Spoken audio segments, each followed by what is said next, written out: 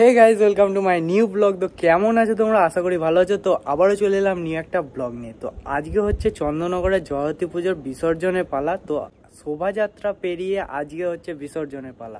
তো চলো আজকে দেখাবো বিসর্জন কিভাবে, কোথায়, মানে গঙ্গার ধারে কিরকম কি হচ্ছে। তো চলো বেশি লেট না করে ব্লগটা স্টার্ট করা যাক। আমরা এখন আছি জিটি রোড থেকে জোড়াঘাটে যাওয়ার রাস্তায়, আর ফুল জ্যাম দেখতেই পাচ্ছ। তো গাইজ তোমরা দেখতেই পাচ্ছ জিটি রোড থেকে স্ট্যান্ড রোডে যাওয়ার পথে পুরো ফুল জ্যাম, আর এখানটা পুরো নো এন্ট্রি করে দিয়েছে।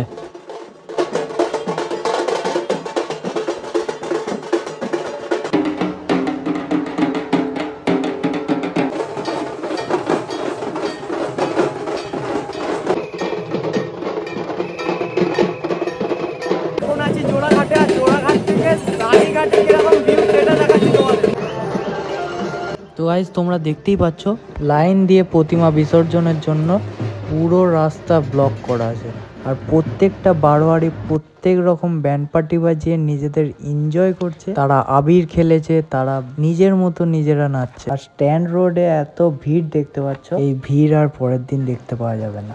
এই যে চন্দননগরের এত ব্যস্ততা তোমরা দেখতে পেলে, প্যান্ডেল তৈরি করার তাড়াতাড়ি, প্রতিমা তৈরি করার তাড়াতাড়ি, আর কিছুই থাকবে না পরের দিন থেকে। চন্দননগর আবার এই অপেক্ষায় থাকবে 1 বছর, বেশি না 365 দিনই বাকি আছে। তোমাদের এখন স্ট্যান্ড রোডের ধারে জগদ্ধাত্রী প্রতিমা যে দাঁড়িয়ে আছে সেটা তোমাদের দেখাবো।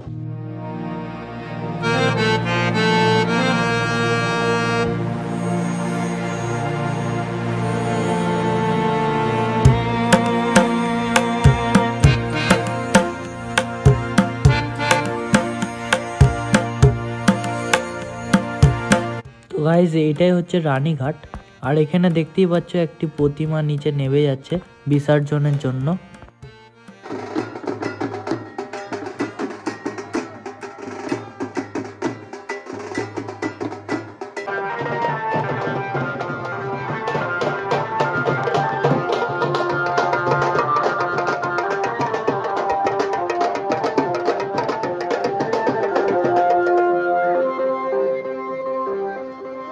আছি রানীঘাটে, আর রানীঘাটের কাছে তোমাদের মায়ের বিসর্জন সেটা দেখাবো তোমাদের। তো গাইজ এখন আছি রানীঘাটে, আর এখানে দেখতেই পাচ্ছ মায়ের মূর্তি বিসর্জনের পর কিরকম চিৎকার ও কোলাহল উঠছে।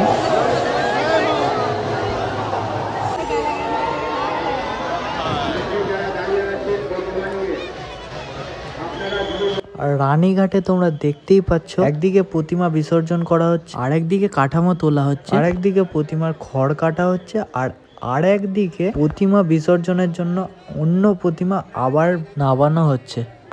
তো গাইজ যেখানে প্রতিমা ফেলা হচ্ছে তার চারিপাশটা পুরো ব্যারিকেড করা আছে জাল দিয়ে। জগদ্ধাত্রী প্রতিমার যে খড় বারোয়ারির লোকরা যে কেটে ফেলে দিচ্ছে গঙ্গার ধারে, এগুলির ফলে যাতে গঙ্গার দূষণ না হয় সেই জন্য কর্পোরেশন থেকে লোক লাগিয়ে খড়গুলো তুলে নেওয়া হচ্ছে এবং জাল দিয়ে ব্যারিকেড লাগানো হয়েছে। প্রতিমা বিসর্জন দেখার জন্য এক একজন এত ইন্টারেস্ট যে গাছের উপর উঠে প্রতিমা বিসর্জন দেখছে। পুলিশ প্রশাসন বারণ করা সত্ত্বেও তারা নামছে না, আর যেই ডালপালায় বসেছে সেই ডালপালা যে কোনো মুহূর্তে একটা দুর্ঘটনা ঘটে যেতে পারে।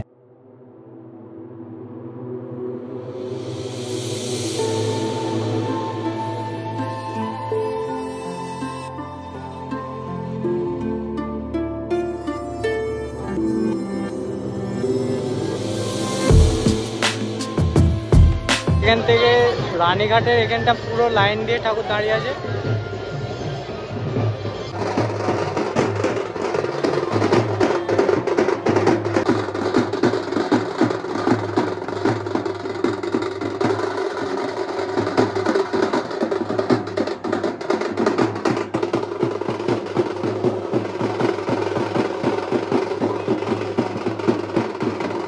এখন হচ্ছে দৈবকপাড়া জগদ্ধাত্রী প্রতিমা গঙ্গার ধারে নামানো হচ্ছে।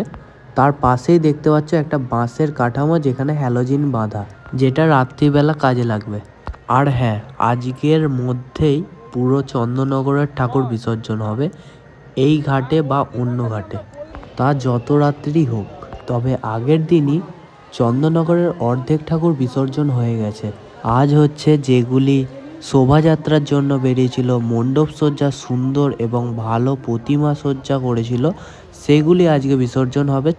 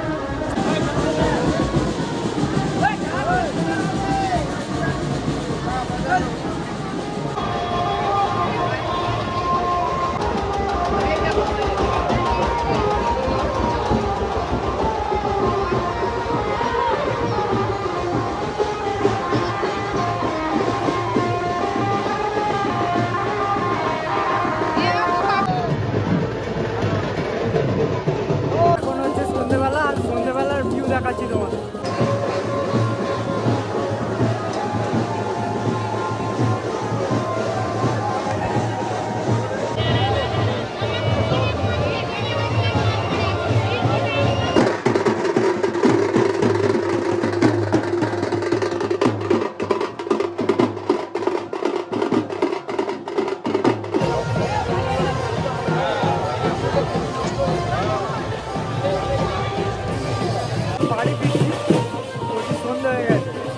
তো গাইজ এই মাত্র বাড়ি ফিরলাম। তো আজকের ভিডিও এই পর্যন্ত এন্ড করছি। সবাইকে টাটা, গুড বাই। সবাই ভালো থেকো, সুস্থ থেকো।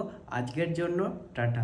আর যদি ভিডিওটা ভালো লাগে অবশ্যই একটা like, comment, share and subscribe করে দেবে। Good bye.